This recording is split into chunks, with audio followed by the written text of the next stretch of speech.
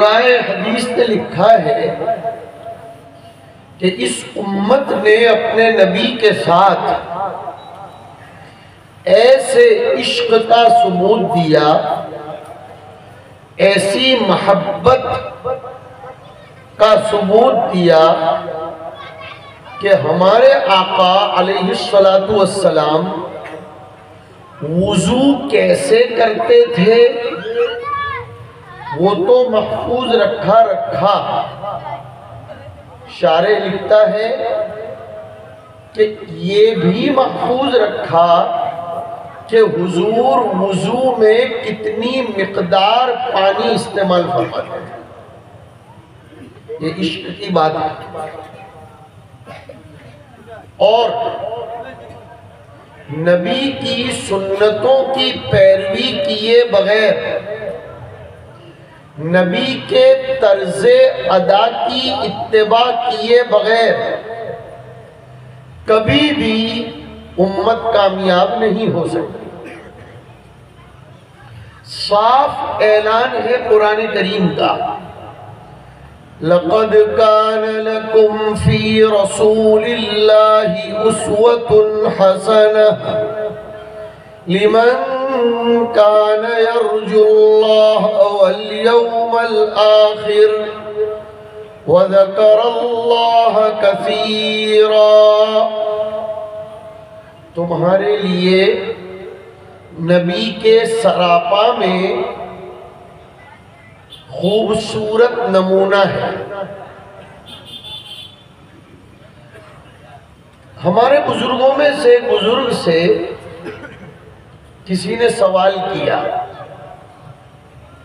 کیسا لگتا ہے کہ اللہ مجھ سے ناراض ہے؟ نعوذ باللہ۔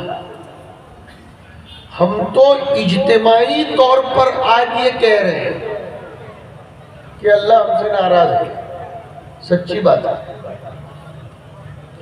اس لیے کہ مسلسل حالات کا آنا، غربت کا سامنا کرنا، مہنگائی اور جہالت، بدعات و خرافات، رسوم و رواج کا پالن کرنا، یہ خدا کی ناراضگی ہے۔ سوال یہ ہوتا ہے اللہ کو محبوب بنانا ہو اور اللہ کا محبوب بننا ہو تو ہمیں کیا کرنا چاہیے؟ یہاں بیٹھے ہوئے جتنے بھی لوگ ہیں سب کے سب جامع محبت سے اپنے آپ کو سیراب کرنے کے لیے آئے ہیں، اس میں کوئی شک نہیں۔ لب سوز ہونے کے لیے آئے ہیں کہ نبی کے عشق سے اپنے آپ کو سیراب کریں، اللہ کی محبت کا جام پیئے۔ حضور اکرم صلی اللہ علیہ وسلم پر ایک آیت اتری جس میں بتایا گیا کہ خدا کا محبوب بننا ہو تو کیا کرنا چاہیے۔ آیت نے بتایا ہے، کسی کا بتایا ہوا نسخہ نہیں ہے کہ ایک دوسرے سے کسی کو الرجی ہو۔ فرمایا قُلْ إِن كُنتُمْ تُحِبُّونَ اللَّهَ فَاتَّبِعُونِي يُحْبِبْكُمُ اللَّهُ وَيَغْفِرْ لَكُمْ ذُنُوبَكُمْ۔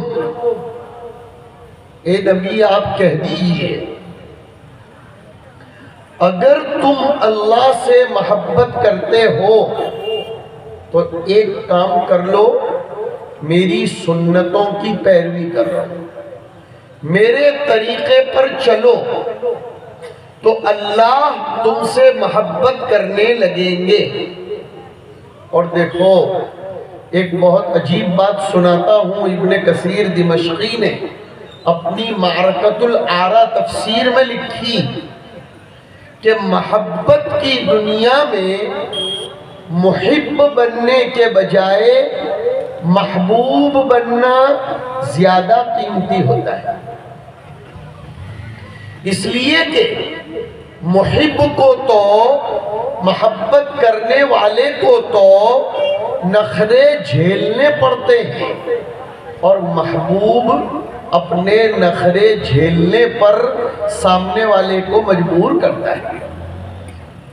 ہاں، نبی کی اتباع، نبی کی سنتوں پر چلنا، ہمارے بزرگوں نے لکھا پیاس نہیں لگی ہے لیکن دل میں نبی کی محبت بیدار ہوئی تو ہاتھ میں گلاس لو اور نبی کی سنت کے مطابق پانی پیو، چاہے ایک ایک گھونٹ کر کے 3 گھونٹ مختصر سے پی لو، برتن رکھ دو، نیت کرو نبی کی سنت کی پیروی کر رہا۔ صحابہ کرام میں سیدنا عبداللہ ابن عمر رضی اللہ تعالی عنہما تھے۔ محدثین نے لکھا ہے شدید الاتباع لسنت رسول اللہ صلی اللہ علیہ وسلم، صحابہ میں حضور کی پیروی کرنے میں سب سے آگے رہتے تھے۔ حضرت عبداللہ ابن عمر اتنی پیروی کرتے تھے کہ جب مدینہ سے مکہ جاتے تھے راستے میں ایک درخت کے نیچے بیٹھ جاتے تھے اور پھر بیٹھ کر اڑ جاتے تھے، کوئی کام نہیں کرتے تھے۔ کسی نے پوچھا آپ کیا کر رہے ہیں؟ کہا سرکار نے یہاں بیٹھ کر پیشاب کیا تھا، مجھ کو پیشاب نہیں آیا لیکن میں نبی کی نقالی کرتا ہوں، اس لیے کہ اللہ کو اپنے پیارے کی نقل کرتا ہوا دیکھنے سے بھی محبت جوش میں آتی ہے اور وہ نواز دیتا ہے۔ علامہ انور شاہ کشمیری رحمت اللہ علیہ کے ایک شاگرد گزرے ہیں، ہمیں اس بات پر فخر ہے کہ ان کی فراغت گجرات سے ہوئی، ڈابھیل سے۔ میری مراد اس سے مولانا یوسف بن نوری رحمت اللہ علیہ، شاہ صاحب جب گجرات تشریف لے آئے تھے تو شاگردوں کا ایک قافلہ آ گیا تھا، مولانا بدر عالم میرٹھی، علامہ شبیر احمد عثمانی اور یہ مولانا یوسف بن نوری اور بھی کئی ایک لوگ۔ تو مولانا یوسف بن نوری رحمت اللہ علیہ نے ترمذی کی شرح میں ایک بات لکھی، یہ علمی بات ہے لیکن عوام کے بھی کام کی ہے، اس لیے ذکر کر رہا ہوں۔ وہ کہتے ہیں مولانا یوسف بن نوری، اللہ کو اپنے نبی کی ادائیں اتنی پسند ہیں، اتنی پسند ہیں کہ ان الگ الگ اداؤں کو زندہ جاوید رکھنے کے لیے ائمہ اربعہ کے مسلکوں کی تدوین فرمائی کہ نبی نے کبھی وہ ادا کی تو اس کی پیروی کرنے والے بھی لوگ ہیں، یہ ادا کی اس کی پیروی کرنے والے بھی لوگ ہیں۔ مجھے تو آج یہ پیغام دینا ہے کہ یہ قرآن کریم ہے کیا، وہ سمجھانا ہے۔ نبی کی سنتوں کی پیروی پر سے میں قرآن پر آ رہا ہوں۔ ہماری اور آپ کی کامیابی کا راز نبی کی نقل کیے بغیر نہیں ہے۔ اٹھنا بیٹھنا، جوتے تک پہننا نبی کے طریقے کے مطابق۔ ایک حدیث یاد آ گئی ان علماء کرام کی برکت سے، ہمیں اپنے نبی کی اداؤں کے ساتھ، اپنے نبی کی تعلیمات کے ساتھ کتنی وابستگی، کتنا تعلق ہونا چاہیے، اس سلسلے کی ایک روایت ہے، ابو داؤد میں اس کو نقل کیا گیا۔ قیل علی سلمان الفارسی رضی اللہ تعالی عنہ لقد علمکم نبیکم کل شیء حتی الخراء۔ عجیب حدیث ہے، کنفیوز کرنے کی کوشش کی گئی سلمان فارسی، حیرت میں ڈالنے کی کوشش کی گئی کہ نبی عظیم المرتبت شخصیت، اسے کیا لینا دینا کہ استنجا کرنے کا طریقہ بھی سکھائے؟ اس ٹکڑے کا مطلب یہ ہوتا ہے کہ نبی تو آسمان سے اوپر کی اور زمین سے نیچے کی باتیں کرنے والا ہونا چاہیے. وہ خراعت یعنی استنجے کا طریقہ بھی سکھائے، اسے کیا لینا دینا اس سے؟ آج کا مسلم نوجوان نبی کی سنتوں کو استنجے خانے میں نہیں پیروی کر رہا ہے، جس کی وجہ سے وہ شیطان کا لقمہ تر بن رہا ہے. دوسری بات کی طرف چلا گیا ہے.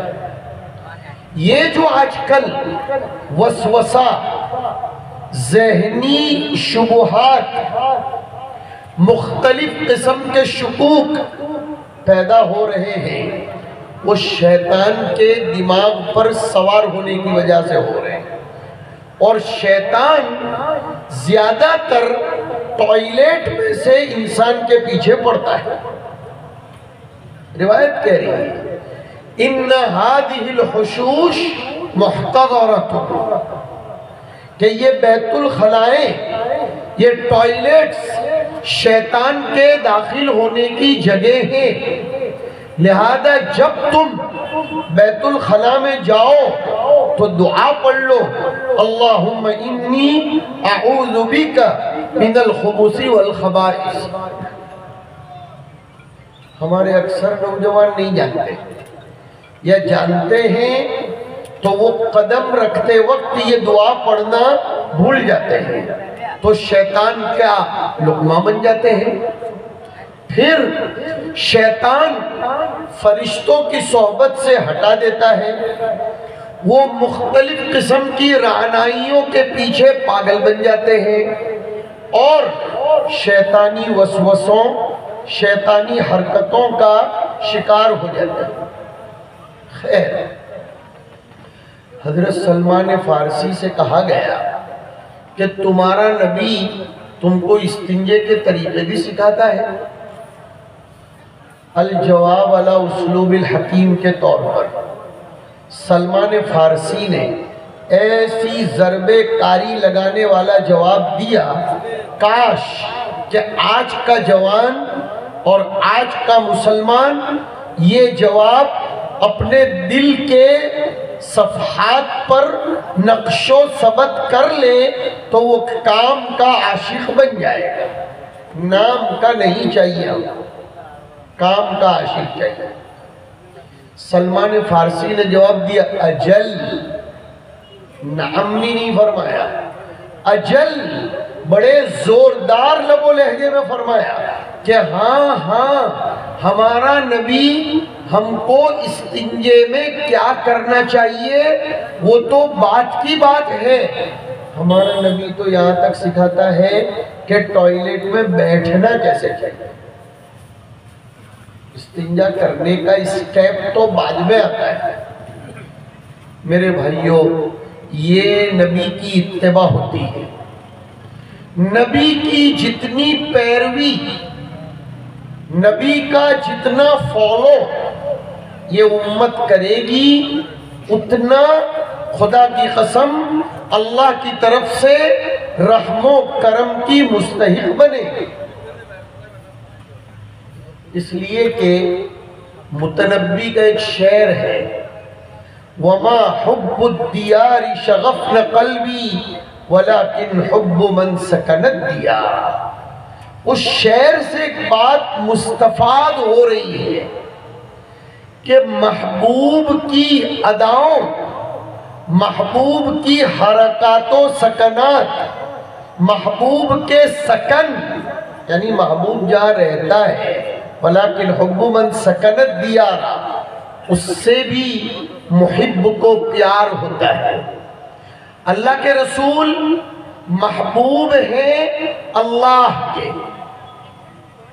اتنے محبوب کہ اگر ہمارے اور آپ کے پاس نبی کی محبت نہیں ہے تو ہمارا ایمان قابل ذکر اور قابل نام نہیں ہے۔ حدیث میں فرمایا لا یؤمن احدکم حتی اکون احب الیہ من والدہ وولدہ والناس اجمعین۔ میرے اپنے نزدیک واللہ عالم بالصواب اسی حدیث کی شرح ہے وہ دوسری حدیث کہ لا یؤمن احدکم حتی یکون ہواہ تبعا لما جئت بہ، اس لیے کہ نبی کی ذات سے محبت وہ اس لیے نہیں ہے کہ وہ محمد ابن عبداللہ ہے، نبی کی ذات سے محبت تو اس لیے ہے کہ وہ محمد الرسول اللہ ہے، وہ اللہ کی طرف سے بھیجے ہوئے ہیں۔ اب سوال یہ پیدا ہوتا ہے کہ نبی کے اخلاق، نبی کا کیریکٹر، نبی کی سنتوں کی پیروی کرنے کے لیے ہمیں کیا کرنا چاہیے؟ ہمیں کہاں سے ملے گی نبی کی سنتیں اور نبی کے طریقے؟ وہی تو مجھے مختصر سی بات میں سنانا ہے۔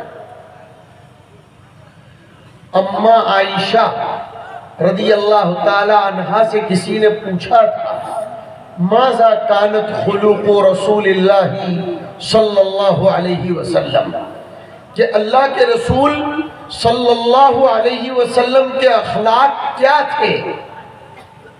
جس کو دوسرے الفاظ میں بولو کہ نبی کی سیرت کیا تھی؟ حضرت عائشہ سے زیادہ کون جانے گا؟ اس لیے کہ مرد کیا ہے وہ اس کی بیوی ہی جانتی ہے۔ باہر کے لوگ تو کبھی اس کی بزرگی کے بھی گن گاتے ہیں اور کبھی اس کی خصت و دناعت کے بھی معائب اور اس کے عیوب بیان کرتے ہیں۔ حضرت عائشہ رضی اللہ تعالیٰ نے فرمایا کانت خلقہ القرآن، کہ نبی کے اخلاق اگر دیکھنا ہے تو قرآن پڑھ لو۔ ہاں، نبی کی چال، نبی کا قال، نبی کا حال، نبی کی رفتار، اس کی گفتار اور اس کی کردار، اس کے عادات و اطوار کو اگر دیکھنا ہے تو قرآن کریم کو پڑھ لو۔ میں نے اسی لیے پہلے ہی آیت پڑھی ذالک الکتاب لا ریب، کتاب کہلائے جانے کے قابل اگر کوئی حقیقت اس صفحہ ہستی پر ہے تو یہ قرآن کریم ہے۔ اس کے علاوہ کامل کتاب کہلائے جانے کے قابل کوئی نہیں ہے۔ جن کتابوں کو تقدس، شہرت، بزرگی، دیانتداری، مقبولیت اور محبوبیت حاصل ہوئی وہ اسی کتاب کے مضاف بننے کی وجہ سے ہوئی ہے۔ رسول اللہ کی حدیثوں کو جو برکت ملی، جو شہرت، جو عزت اور جو مقبولیت ملی وہ اس لیے کہ رسول اللہ کی حدیث تفسیر قرآن ہے، صحابہ کے اعمال تفسیر قرآن ہے، اور جتنی بھی دین کی کتابیں ہیں جن کا ہم ادب کرتے ہیں کہ اگر وہ دین کی کتاب نیچے گر جائے تو ہمیں ایسا لگتا ہے ہمارا کلیجہ پھٹ گیا، ہم گر گئے، بلکہ ہمارے بہت سے بوڑھے تو اگر کوئی دین کی کتاب گر گئی تو اس کا وزن کرتے تھے اور اس کے وزن کے برابر اناج صدقہ کر دیتے تھے۔ اس دین کی کتاب کا کمال یہ ہے کہ وہ قرآن کے ساتھ لگی ہوئی ہے۔ میں مختصراً بات ختم کر دوں گا۔ عرض یہ کر رہے ہیں کہ ھدی للمتقین، یہ قرآن اللہ رب العزت کی زبردست کتاب ہے۔ نبی کے اخلاق اور عادات و اطوار کی ہمیں پیروی کرنی چاہیے، اور وہ عادات و اطوار سکھانے کے لیے ہی یہ مدرسوں کا وجود عمل میں آتا ہے۔ ان مدرسوں میں کوئی دوسری تیسری چیز نہیں سکھائی جاتی۔ نبی جو امن، شانتی، محبت اور ایک دوسرے کا اکرام اور دنیا میں جو کچھ اعلیٰ کیریکٹر دینے ہیں وہ لے کر آئے، وہ اسی قرآن کریم کے اندر ہے۔ ہمارا یہی پیغام ہے آج کے اس جلسے کی نسبت پر کہ جا بجا قرآن کریم کی تفسیر کے حلقے لگنے چاہیے۔ آئندہ رمضان المبارک آ رہا ہے، اچھے علماء کو رکھیے اور روزانہ عصر کے بعد یا فجر کے بعد یا جو بھی مقامی طور پر وقت مناسب ہو قرآن کریم کے پیغام کو سننے کی کوشش کرنی چاہیے۔ اللہ تبارک و تعالی اس پروگرام کو بے انتہا قبول فرمائے، مبارک فرمائے، مسعود فرمائے۔ دیا گیا وقت ختم ہو چکا ہے، جو گورنمنٹ کی طرف سے وقت طے تھا۔ ہندوستانی ہونے کے ناطے ہماری ذمہ داری ہے کہ ہم وقت کی پوری پابندی کریں۔ ہم دیش واسی ہیں، ہمیں دیش کے تمام قوانین کی پابندی کرنا یہ اسلامی طور پر بھی ضروری ہے۔ میں اس مدرسے کو، مدرسہ چلانے والوں کو، مدرسے کی انتظامیہ کو مبارکباد پیش کرتا ہوں، اور خاص طور پر میرے ان نوجوان بھائیوں کو جنہوں نے اس بزم کو اور محفل کو سجانے کے لیے کئی مہینوں سے کوششیں، تمنائیں اور دعائیں کی۔ اللہ تبارک و تعالی سب کو اپنی شائع نشان بدلہ نصیب فرمائے۔ وآخر دعوانا ان الحمدللہ رب العالمین۔